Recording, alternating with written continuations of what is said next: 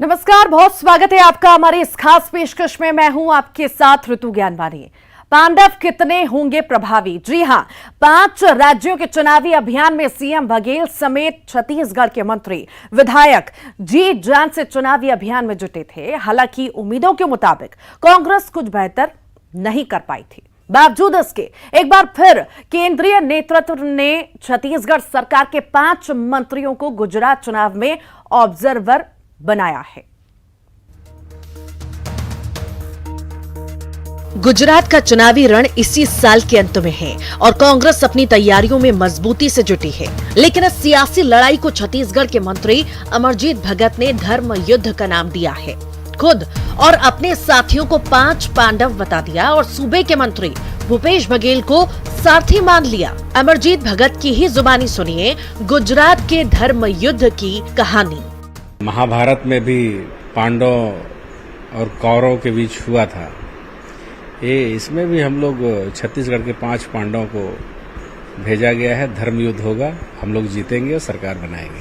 सारथी कौन होंगे आप लोगों के? आप कह रहे हैं कि 5 पांडव होंगे, तो महाभारत में जो है वो भगवान कृष्ण जो है वो सारथी थे, तो सारथी कौन होंगे? स्वाभाविक रूप से हम प्रदेश से 5 लोगों को भेज रहे हैं, तो प्रदेश के मुखिया सारथी के भूमिका में, कृष्ण जी के भूमिका में रहेंगे। धर्म युद्ध, पांडव और सारथी जैसे शब्द सुनकर आप कंफ्यूज हो रहे होंगे, तो पूरी कहानी शुरू से ही समझाते हैं। दरअसल गुजरात चुनाव के लिए कांग्रेस ने छत्तीसगढ़ के 5 मंत्रियों को कई विधानसभाओं की जिम्मेदारी सौंपी है। इनमें मंत्री उमेश पटेल, शिव डहरिया, अमरजीत भगत, डॉक्टर प्रेमसाय सिंह टेकाम और जयसिंह अग्रवाल शामिल हैं। हर चुनाव को बड़ा बारीकी से उसकी तैयारी को देख रहे हैं। माइक्रो स्तर पे जाकर के लोगों का ड्यूटी लगा रहे हैं। हम लोगों का भी ड्यूटी गुजरात चुनाव में लगाया गया है। 5 मंत्री संबंधित विधानसभा क्षेत्र में चुनाव प्रचार समेत वहां का जिम्मा संभालेंगे। उमेश पटेल को सबरकांठा, जयसिंह अग्रवाल को गांधीनगर, प्रेमसाय सिंह टेकाम को अहमदाबाद ईस्ट, शिव डहरिया को सूरत और अमरजीत भगत को खेड़ा की जिम्मेदारी सौंपी गई है। वहां जाके हम तो यही बताएंगे कि हमारा प्रधानमंत्री बहुत झूठा है। युवाओं से वादा किया था, नहीं निभाया। देश की जनता से जो वादा किया था कि महंगाई कम करूंगा, अच्छे दिन लाऊंगा, नहीं लाया। देश नहीं बिकने दूंगा, चाइना घुस करके कब्जा किया हुआ है। जितने शासकीय उपक्रम है सबको बेच करके निजीकरण को बढ़ावा दे रहे हैं। ये तमाम प्रकार के जो मुद्दे हैं वो सीधा लोगों को आकर्षित करेगा। कांग्रेस के इन दावों में कितना दम है और धर्म युद्ध के नाम पर कांग्रेस की इस लड़ाई को गुजरात की जनता का कितना साथ मिलेगा, ये कहना अभी मुश्किल है। हाँ, गुजरात जाने वाले कांग्रेस के छत्तीसगढ़ी पांडव अभी से बीजेपी के निशाने पर जरूर आ गए हैं। आधे मन से जा रहे हैं, न उनके मन में कोई उत्साह है और न कोई जीत के कोई उम्मीद, बल्कि उनको मालूम है कि जितने चुनाव में छत्तीसगढ़ के लोग मुख्यमंत्री जी के नेतृत्व में गए हैं, बिहार चुनाव को देखे हैं, असम के चुनाव को देखे हैं, उत्तराखंड देख लिए हैं, उत्तर प्रदेश देखे हैं, पंजाब भी देख लिए हैं और उसके साथ में गोवा चुनाव, ये लगभग सारे चुनाव को हम लोगों ने देखा है। उस चुनाव में जो कांग्रेस का हश्र हुआ है, तो उनको भी मालूम है कि उनकी मजबूरियां हैं, वो जाएंगे लेकिन खाली हाथ ही लौट के आएंगे। छत्तीसगढ़ के कांग्रेस नेताओं ने भले ही इसे धर्म युद्ध बता दिया हो, लेकिन अंदर की खबर तो ये है कि कांग्रेस ने फैसला किया है कि वो गुजरात में आगामी विधानसभा चुनाव को उसके और प्रधानमंत्री नरेंद्र मोदी के बीच का मुकाबला नहीं बनने देगी, बल्कि वो बीजेपी के स्थानीय नेतृत्व के खिलाफ अपने प्रचार मुहिम को केंद्रित करेगी। राज्य की 182 सदस्यीय विधानसभा के लिए इस साल के अंत में चुनाव होने हैं। बीजेपी के सामने 24 साल से ज्यादा वक्त तक सरकार में बने रहने के बाद सत्ता विरोधी लहर को मात देने की कठिन चुनौती है। और इसी पर ज्यादा चर्चा के लिए रजनीश कुमार सिंह है, बीजेपी से विधायक हैं। बहुत बहुत स्वागत है रजनीश जी आपका। सुरेंद्र शर्मा है, कांग्रेस नेता है। सुरेंद्र जी, सबसे पहले आप ही से सवाल, 25 सालों से बीजेपी का गढ़ है गुजरात, पांडव तो तैयार हो गए हैं, आखिर आप कितना कॉन्फिडेंट है जीत को लेकर के?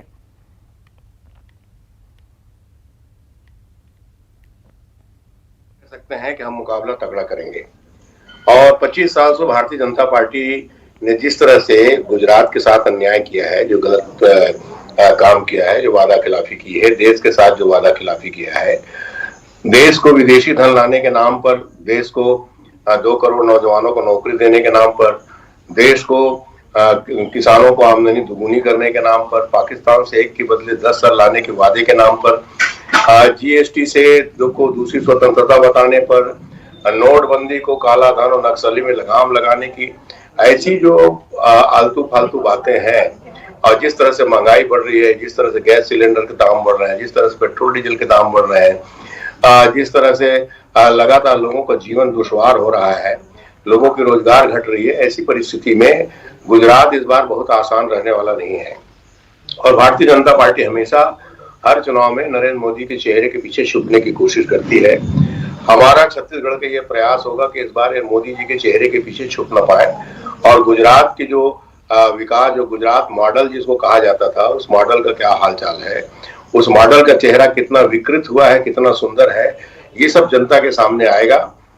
और हमारे 5 पांडव निश्चित रूप से इस धर्म युद्ध में विजयी होकर के लौटेंगे, सुरेंद्र शर्मा जी जवाब ले लेते। हमारे साथ रजनीश जी भी जुड़े हुए हैं। रजनीश जी, हाई एकदम कॉन्फिडेंस है कांग्रेस की ओर से, उनका कहना है कि हम तो किला फतह करके ही रहेंगे। आखिर कितना चुनौतीपूर्ण ये बीजेपी चुनौतीपूर्ण तरीके से इसे लेती है? देखिए क्या है, मैं अभी माननीय मंत्री जी का भी जो स्टेटमेंट है सुन रहा था। हमारे सुरेंद्र दुबे जी बड़े हमारे प्रिय हैं, वरिष्ठ हैं, उनका भी सुन रहा था। तो ये 5 पांडव हैं, जरूर अपने आप को समझे 5 पांडव यहाँ से नाम लेके जाएं, लेकिन गुजरात में जब जाएंगे और जिस दिन रिजल्ट आएगा तो वहाँ का जनता जो इनके साथ तांडव करने वाली है, उसको यहाँ आके सिर्फ हंस मुस्कुरा के टालेंगे। वैसे भी इनका अनुभव गुजरात के अभी महानगर पालिकाओं में भी बहुत हमारे मंत्रियों को जवाबदारी मिली थी। सूरत है, अहमदाबाद है, 80 में 80 कांग्रेस पीछे जमानत जब्त।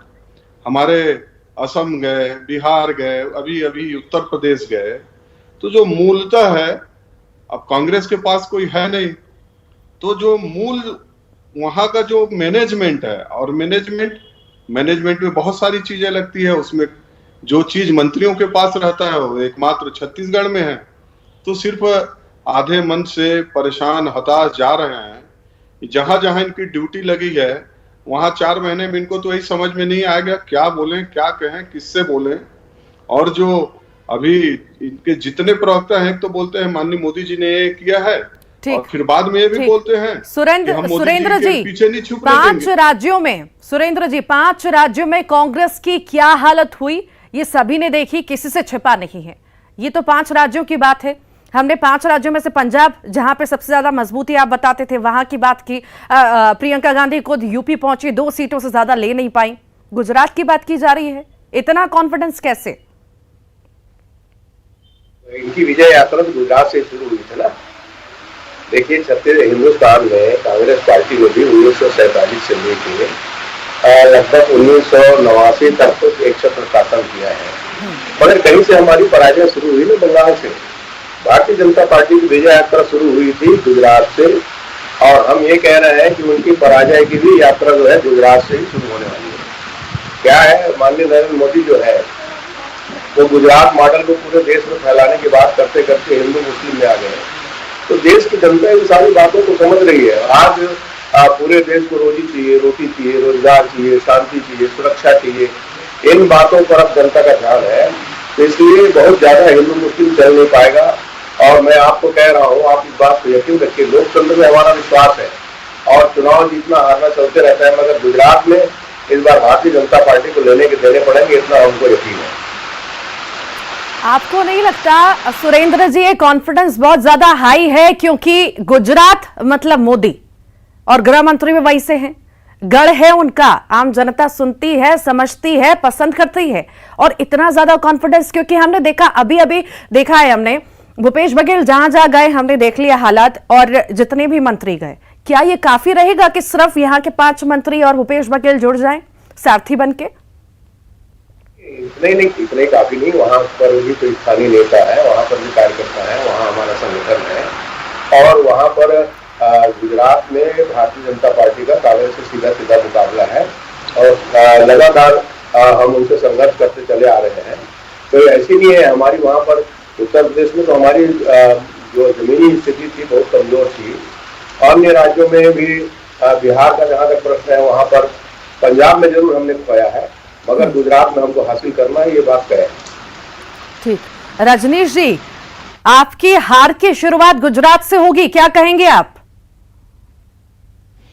क्या है शर्मा जी, अभी अब बोले नहीं तो करे क्या।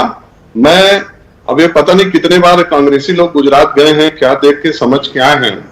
मैं आज ही टीवी पर कोई भविष्यवक्ता नहीं हूं, एक राजनीतिक का छोटा सा कार्यकर्ता और राजनीतिक क्षेत्र में काम करने वाला पूरे दावे के साथ कहता हूं 50 सीट नहीं आने वाली है। इनकी जो पिछला परफॉर्मेंस है उसको यदि 50 मिल जाए इनको तो ये अपना शुक्र मनाएंगे। आप देख लीजिएगा, आज हम 12 जुलाई में हैं, दिसंबर में लगभग चुनाव होने वाले हैं।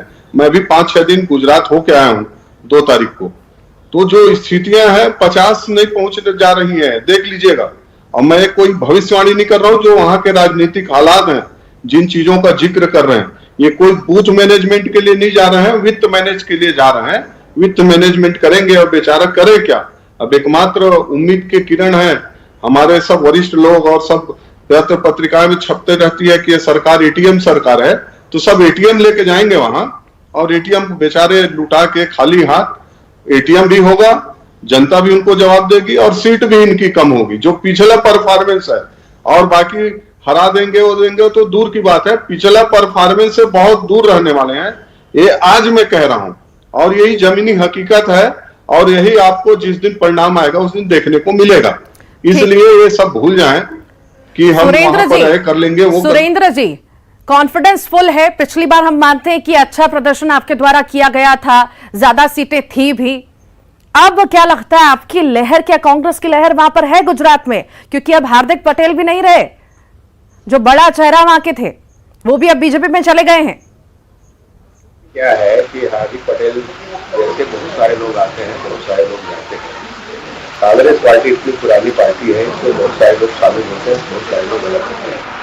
मगर बात यह है कि कांग्रेस एक विचारधारा के हिसाब से काम करती है और लोकतांत्रिक परंपराओं का पालन करती है और इस देश को एक रखने के लिए और राज्य के समग्र विकास के लिए अनुसूचित जाति जनजाति के तमाम लोगों को समान अवसर देने के लिए कांग्रेस पार्टी काम करती है। 25 साल हो गया, भारतीय जनता पार्टी का बहुत हो गया। अब आने वाले समय में कांग्रेस का समय आ रहा है, आप प्रतीक्षा कीजिए। मैं दावा तो नहीं करता क्योंकि मैं गुजरात गया नहीं हूँ, मगर मैं इतना जरूर कहता हूँ कि हमको पूरी उम्मीद है कि आने वाला समय गुजरात के हमारा होगा। सुरेंद्र जी, यहाँ पर मेरा एक और सवाल है कि आप कहते रहे हैं, कॉन्फिडेंट भी हैं, क्या ऐसा तो नहीं कि ऊपर से आदेश है तभी जाकर के 5 पांडव तैयार हुए हैं और चलने के लिए तैयार हैं? क्योंकि बीजेपी भी यही कह रही है कि सिर्फ ऊपर से आदेश है तभी जा रहे हैं, उनका भी मन नहीं है। लोग कहेंगे, लोगों का काम है कहना, भारतीय जनता पार्टी और क्या कहेगी। अरे भाई, हमारी कांग्रेस पार्टी है। सुरेंद्र जी, निराशा तो होती है, अगर हार बार बार हासिल हो तो निराशा कहीं ना कहीं कार्यकर्ताओं में सब में इन्हीं निराशा के बीच में भारतीय जनता पार्टी भी तो कभी 2 सीट में थी और आज वो पूरे देश में राज कर रहे हैं। राजनीति में परिस्थितियां बदलते देर नहीं लगती वीरा जी, आज इस बात को समझ जाइए। और ये परिस्थितियां बदलेंगी जरूर, क्योंकि आप जन आकांक्षाओं के अनुरूप काम नहीं कर रहे हैं, आपने अपने वादों को पूरा नहीं किया है, आपने जो सपने दिखाए थे उन सपनों के अनुरूप आपकी सरकार नहीं चल रही है, तो परिस्थितियां बदलती है लोकतंत्र में। रजनीश जी, परिस्थितियां बदलेंगी और कांग्रेस इस बार जीत हासिल करेगी, ये दावा किया जा रहा है। क्या लगता है आपको कि पांडव तो तैयार हो गए हैं, चलिए पांडव की बात एक तरफ है, पर अगर जिस तरह से छत्तीसगढ़ सरकार की ओर से भूपेश बघेल सारथी बन के जा रहे हैं, जैसा इनका कहना है, अगर वो अपनी नीतियों की बात करें तो क्या वहां की जनता को लुभा पाएंगे? इसको लेकर के क्या आपका कॉन्फिडेंस लूज हो रहा है क्या यहाँ पर? क्या है, उम्मीद पे पूरी सारी दुनिया टिकी हुई है, तो शर्मा जी को उम्मीद छोड़ना नहीं चाहिए, लगे रहना चाहिए। और बाकी जो रही बात, छत्तीसगढ़ मॉडल हमने असम में, बिहार में, यूपी में देख लिए, जो जहां जहां गए हैं। पुराना असम में सरकार बन गई थी, विधायक आके यहाँ मंत्री बना रहे थे, यही छत्तीसगढ़ में यही उनको मंत्री पद दिया जा रहा था कि कौन विधायक मंत्री पद। जितना सीट था उतना सीट नहीं आया, बिहार में जितना था वो नहीं आया, उत्तर प्रदेश में 397 लड़े, 387 में जमानत जब्त, 2 सीट जीत के आए हैं। गुजरात में आज की स्थिति इनकी ये है कि 50 सीट के कम रहने वाली है ये पार्टी, और इन्हीं के बड़े नेता कह रहे हैं, तो इनको मालूम है, ये सब जानते हैं, लेकिन ऊपर का आदेश है। अब मैंने बताया कि एकमात्र राज्य है जहां से कुछ व्यवस्था हो सकती है, चुनावी व्यवस्था, तो सब हमारे लोग जाएंगे बेचारे आधे अधूरे मन से, हताश निराश, और वहां से आके करेंगे। अभी इनको पूछिए यूपी में कितना कितना जवाबदारी दिया गया था और यूपी में क्या क्या किए हैं, कितना कितना यहाँ का संसाधनों को लगाए हैं, तो अब वो तो जान रहे हैं, अब वो करें क्या, कुछ बोल सकते नहीं, ऊपर का आदेश है। ठीक है रजनीश तो जाएंगे, और जाना भी चाहिए, आप चुनौती नहीं मानते इन 5 पांडवों को, ठीक है, बिल्कुल, पर जहां पर रजनीश जी, जहां पर लोगों की कुछ नाराजगियां हैं, जो काम नहीं हुए हैं, ये आप भी जानते हैं, हम भी जानते हैं, उसको लेकर के अभी से तैयारियां बीजेपी की ओर से क्या है? देखिए, वहां लगभग 24-25 सालों से भारतीय जनता पार्टी की सरकार है, और 24 साल पहले के यदि वहां का तुलना करें तो गुजरात में जो गर्मी के दिनों में होता था, लाइट का, पानी का, संसाधन का, शिक्षा, स्वास्थ्य, आज वहां इतनी समृद्धि आई है। लेकिन रही बात, विकास सतत चलने वाली है, 100% आने वाला 20 साल बाद भी हम नहीं कह सकते कि अब सब हो गया। आवश्यकता इस कार की जननी है, कॉलेज है तो और उसमें बड़ी मांग आएगी, उससे और बड़ी मांग आएगी, तो वो सब चलते रहेगा। लेकिन आज वहां का गुजरात जो मॉडल बोलते हैं, चाहे वहां के प्रति व्यक्ति आए हो, चाहे अन्य सुरेंद्र जी से एक लास्ट सवाल मेरा। सुरेंद्र जी, छत्तीसगढ़ छोटा सा राज्य है, गौठानों से जुड़ा, किसानों से जुड़ा, और हम बात करें गुजरात की तो बहुत बड़ा राज्य है, डेवलप्ड भी है। कंपैरिजन ठीक है क्या? आपके लिए चुनौतीपूर्ण नहीं होगा ये? कंपैरिजन का प्रश्न नहीं है। प्रश्न ये है कि पूरे हिंदुस्तान में किसानों की समस्या एक है, किसानों का दिल एक तरह धड़कता है, किसानों की परेशानी एक तरह की है। गाय गोबर की समस्या भारतीय जनता पार्टी जो है, गाय गंगा गोबर गायत्री के नाम से ही सरकार बनाती रही है, मगर उन्होंने जिस ढंग से उस काम को किया है, मैं कह रहा हूं कि मैं छत्तीसगढ़ मॉडल की बात नहीं कर रहा हूं। कांग्रेस की अपनी एक विचारधारा है, कांग्रेस का अपना एक मॉडल है, मगर किसानों के लिए जो छत्तीसगढ़ की सरकार ने काम किया है वो नजीर तो है, वो अपने आप में उदाहरण तो है। पूरे हिंदुस्तान में किसी भी जगह किसानों को धान का 25 रुपये धान की कीमत नहीं मिल रहा है। पूरे हिंदुस्तान में कहीं पर भी 2 रुपये किलो में गोबर की खरीदी नहीं हो रही है। पूरे हिंदुस्तान में कहीं भी भूमिहीन मजदूरों को 7,000 रुपये सालाना नहीं दिया जा रहा है। ये अपने आप में एक उदाहरण तो है।